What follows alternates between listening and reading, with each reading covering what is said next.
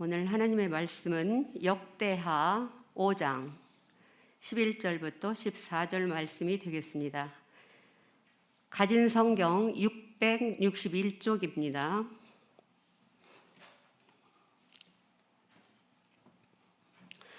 다 함께 교독하시겠습니다.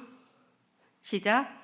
이때에는 제사장들이 그 반열대로 하지 아니하고 스스로 정결하게 하고 성소에 있다가 나오매 노래하는 레위 사람 아삽과 헤만과 여두둔과 그의 아들들과 형제들이 다 세마포를 입고 제단 동쪽에 서서 재금과 비파와 수금을 잡고 또 나팔 부는 제사장 120명이 함께 서 있다가 나팔 부는 자와 노래하는 자들이 일제히 소리를 내어 여호와를 찬송하며 감사하는데 나팔 불고 재금치고 모든 악기를 울리며 소리를 높여 여호와를 찬송하여 이르되 선하시도다 그의 자비하심이 영원히 있도다 하매 그때 여호와의 전에 구름이 가득한지라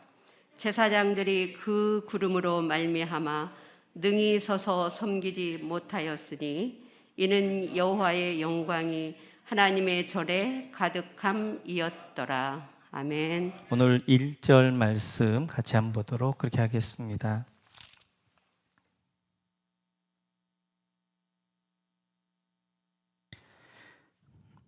(5장 1절) 우리 같이 읽겠습니다. 솔로몬이 여호와의 전을 위하여 모든 일을 마친지라. 이에 솔로몬이 그의 아버지 다윗이 드린 은과 금과 모든 기구를 가져다가 하나님 전 곳간에 두었더라. 아멘. 저희는 지금 새벽 예배 때 큐티 말씀을 나누고요. 그 말씀 가운데 한 본문을 우리가 이제 우리 꿈미에서 그 말씀을 나누게 되어진데 수요일 날, 그래서 주일날 우리 주일학교가 나눴던 말씀을 중심으로 살펴보고 있습니다. 그래서 이제 오늘 1절을 보니까 솔로몬이 여호와의 전을 위하여 만드는 모든 일을 마쳤다라고 그렇게 말씀하고 있습니다. 그래서 오늘은 이제 솔로몬 성전 건축하기까지의 과정에 대해서 먼저 한번 살펴볼 터인데요. 우리 한번 3장 2절을 보면 이렇게 말씀하고 있습니다. 우리 같이 읽지요. 솔로몬이 왕위에 오른 지 넷째 해 둘째 달 둘째 날 건축을 시작하였더라. 아멘. 그래서 솔로몬 성전 건축은 그가 왕이 된 지 넷째 해 둘째 달 둘째 날부터 시작하게 되었고요. 한 7년 정도 걸렸습니다. 7년 동안 성전을 건축하게 되어지는데, 성전을 건축할 때 이제 성전 건물을 먼저 짓게 되어지겠죠. 성전 건물을 짓고 그 건물 안에 이제 성전 안에는 성소가 지성소로 나눠져 있게 되어집니다. 한번 보여주시겠어요? 그래서 이제 이게 그 당시 솔로몬 아마 성전이 건축이었지 않을까 이렇게 지금 해서 대충 이제 이제 조감들을 만들어 보았던 건데요. 뒤에 지금 높게 되어져 있는 게 지금 성전이고 그 안에 성소가 지성소가 있게 되어집니다. 이제 이렇게 성전을 지을 뿐만 아니라 또 솔로몬 성전의 이제 특징 가운데 하나는 그 성전을 들어가는 앞에 두 개의 기둥을 만들었다는 거예요.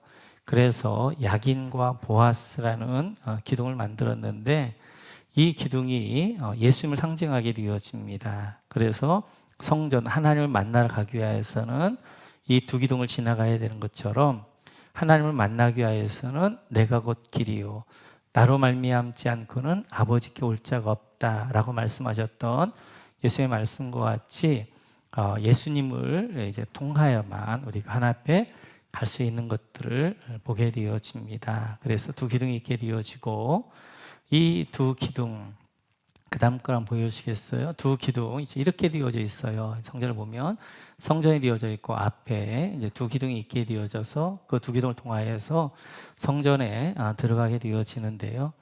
이때 두 기둥의 이름을 야긴 하나님이 세우신다, 보아스, 하나님의 능력이 있다라는 이름을 짓습니다.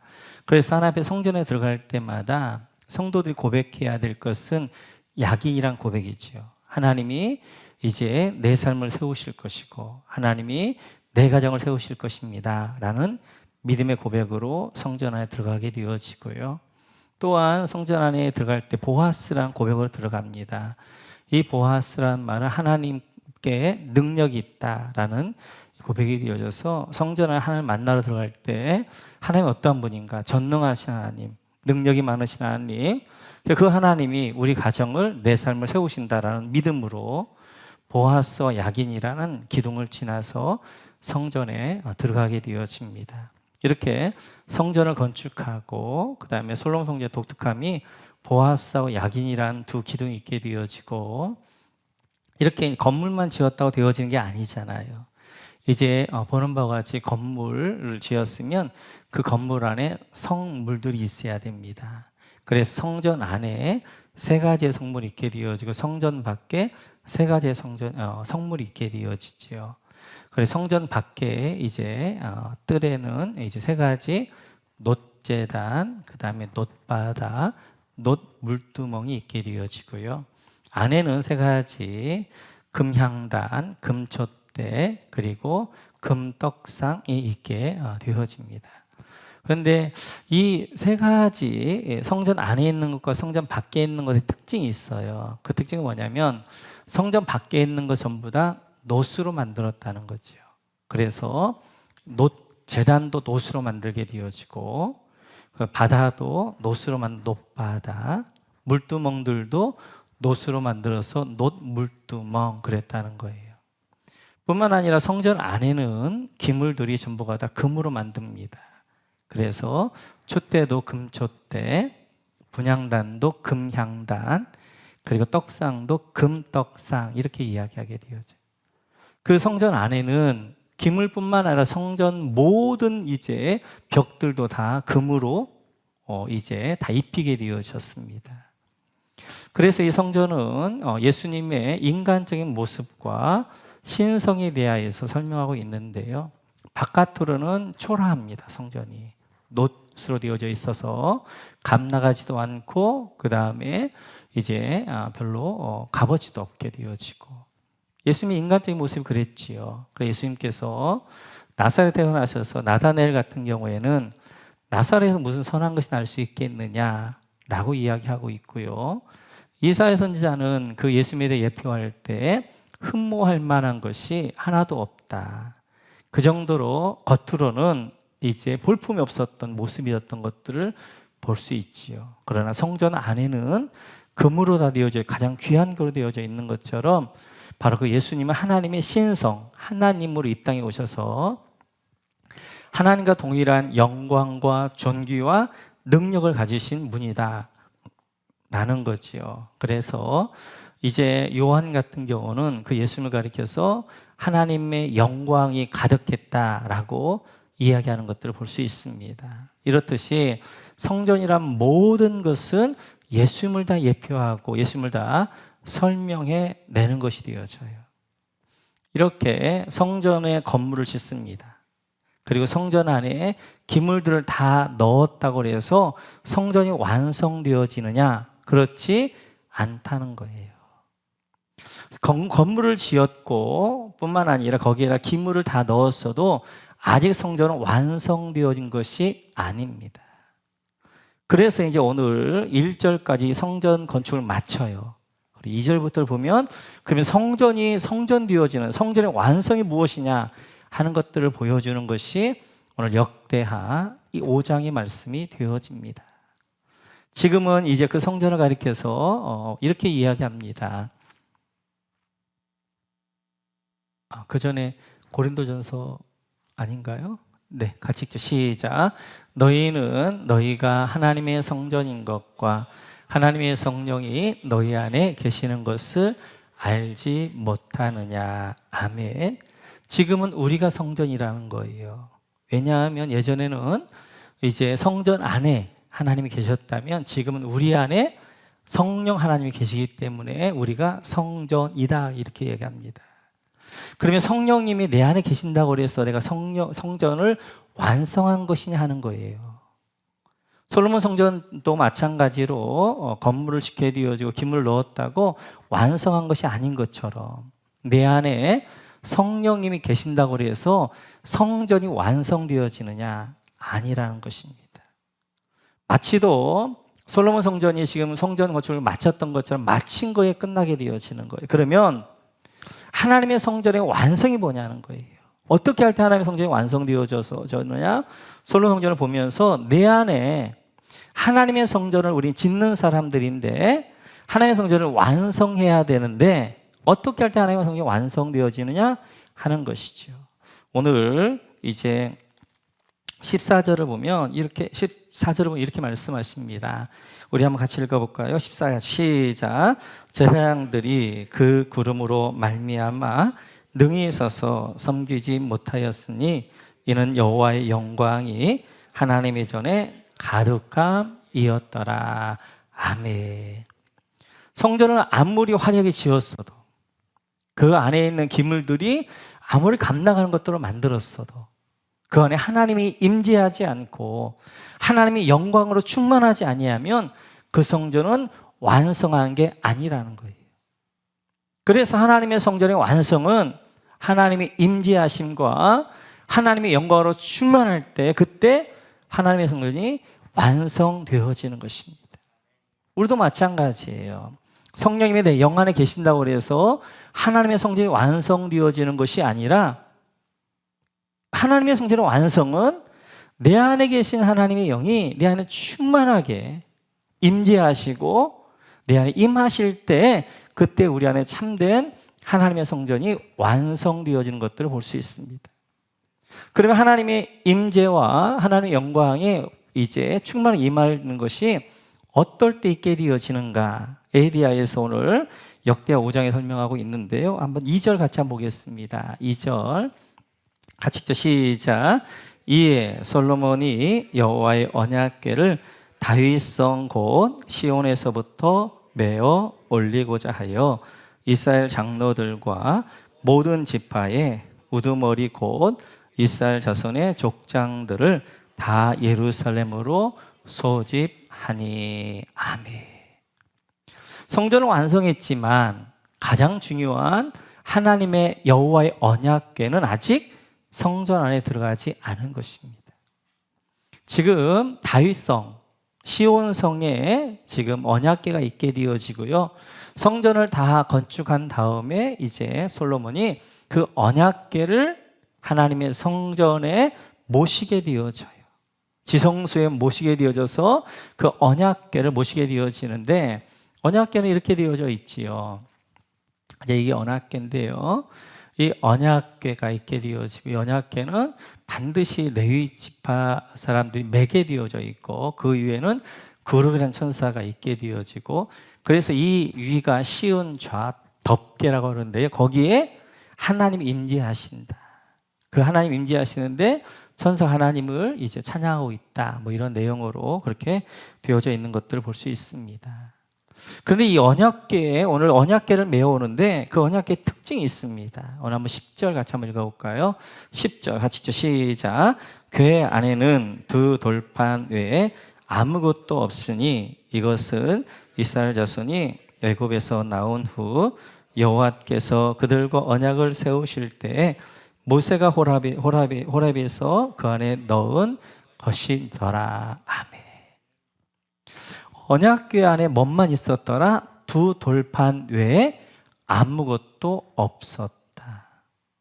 원래는 언약궤에 세 가지가 있어야 되잖아요. 뭐가 있어야 되는 거예요?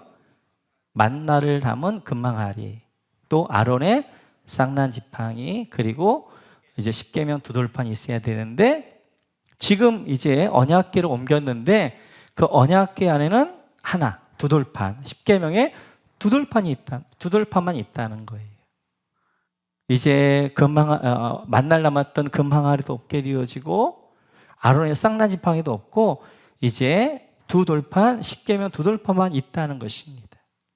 아마 이제 이 두 가지는 블레셋에 이제 언약궤를 빼앗기면서 이때 잊어버린 것 같아요. 이제 없어진 것 같고, 솔로몬 때 언약궤 안에 남은 것은 두 돌판, 십계명의 두 돌판만 남은 것입니다. 그 두 돌판이 언약궤가 무엇이냐는 것들을 잘 설명하게 되어져요. 이 언약궤는 십계명의 두 돌판, 십계명은 뭐예요? 하나님의 율법, 하나님의 말씀이 되어져요. 그래서 이제 이 십계명의 두 돌판이 성전에 들어가게 되어지는데 하나님의 말씀이 그 성전에 들어가게 되어지는 거예요. 이제 건물을 지었다 할지라도, 예수님을 영접했다 할지라도 우리가 예수님 성전을 완성하기 위해 첫째로 하나님의 말씀이 내 안에 들어와야 됩니다. 하나님의 말씀이 임할 때 그때 하나님의 영광으로 충만하게 되어지고, 그리고 성전이 완성되어지는 거예요. 그런데 중요한 것은 9절입니다. 우리 한번 9절 같이 한번 읽어볼까요? 9절 시작. 그 채가 길어서 궤에서 나오므로 그 끝이 번전 앞에서 보이나 밖에서는 보이지 아니하며 그 궤가 오늘까지 그곳에 있으며. 아멘. 여기서 오늘까지 그곳에 있으며, 지금 에스라가 이 역대기를 쓸 때까지 그곳에 있었다는 거예요. 물론 이제 성전은 다 허물어졌지요. 그런데 그렇게 이야기하고 있는 이유는 뭐냐면 하나님의 말씀이 들어오는 것뿐만 아니라 중요한 것은 하나님의 말씀이 머물도록 해야 된다는 거예요. 하나님의 말씀이. 그러니까 주일날 하나님의 말씀을 내가 들어요. 내 안에 들어와요. 근데 그 말씀이 들어온 걸로 끝나면 안 된다는 거죠. 그 말씀이 월요일, 화요일, 목요일, 금요일, 토요일까지 내 안에 머물러야 된다는 거예요. 하나님의 말씀이 내 안에 충만하게 임해야 된다는 거예요. 하나님은 하나님의 말씀과 함께 임하시기 때문에 오늘 언약궤, 하나님 임재하는데 무엇과 함께 임재하는 거예요? 하나님의 말씀과 함께 임재하기 때문에 우리가 하나님의 성전을 완성하기 위하여서는, 하나님의 영광으로 충만하기 위하여서는 하나님의 말씀이 우리 안에 늘 살아있어야 된다는 거죠. 그래서 중요한 것이 말씀을 묵상하는 것입니다.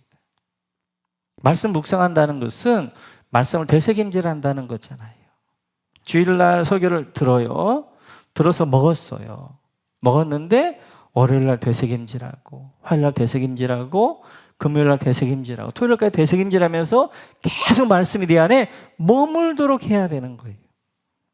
이렇게 말씀이 내 안에 머물 때 하나님 영이 내 안에 충만하게, 하나님의 성전에 하나님 영으로 충만하게 되어지고 하나님이 이제 영광이 임하게 되어진다라고 말씀하게 되어져요. 두 번째는 하나님의 성전이 완성하기 위해서는 하나님의 영광이 충만해야 되는데 오늘 13절을 보면 이렇게 말씀하게 되어지죠. 우리 한번 13절 같이 읽죠. 시작.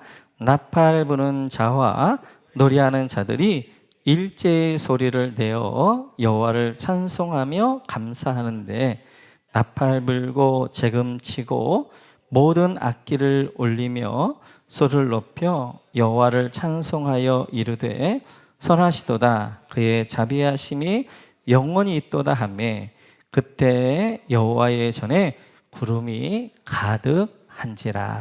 아멘. 두 번째, 하나님의 영광 임하고 하나님으로 충만하기 위해서는 찬양할 때입니다. 오늘 성전을 건축하고 여호와 언약궤를 지성소에 드리고 그 다음에 120명의 제사장들이 나팔을 불면서 하나님을 찬양하게 되어져요. 일제히 하나님을 찬양하게 되어질 때 그때 하나님의 구름이 가득하게 되어졌고 하나님 영으로 충만하게 되어졌고 하나님 영광으로 충만했다라고 이야기하게 되어져요. 마찬가지입니다. 하나님의 영은, 하나님은 찬송 가운데 임하시는 분이에요. 찬송이라는 것은 하나님을 기뻐한다는 거예요. 하나님을 자랑한다는 거예요. 하나님을 환영한다는 거예요. 여러분 한번 생각을 해보세요. 어떤 집이 나를 환영해. 나를 기뻐해.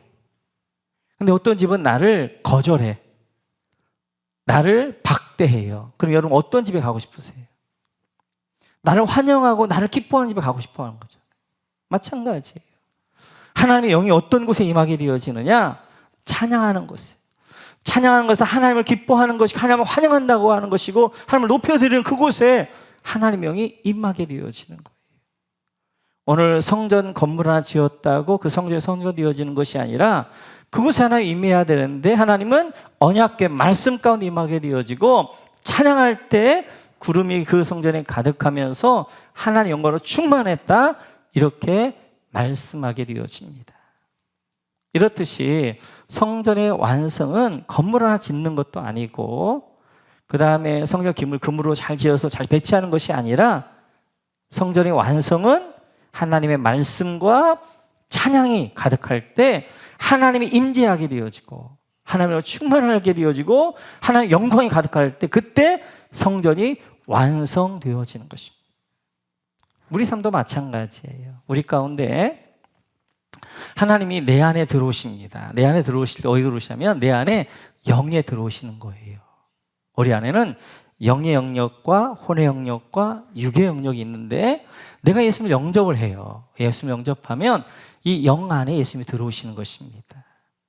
그 영 안에는 사단이 들어갈 수가 없어요. 근데 중요한 것은 그 영에 충만한 하나님의 영이 내 혼과 내 육에 충만하게 부어져야 돼요. 그것을 가리켜 우리는 성령 충만이다, 하나님의 영으로 충만한 것이다, 이렇게 이야기하게 되어집니다.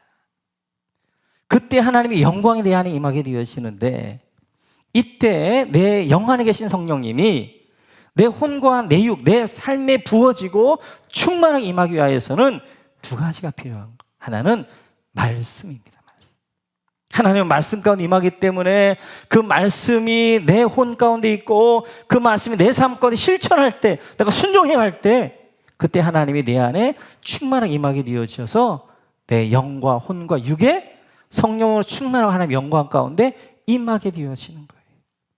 또 하나는 우리가 하나님을 찬양할 때예요.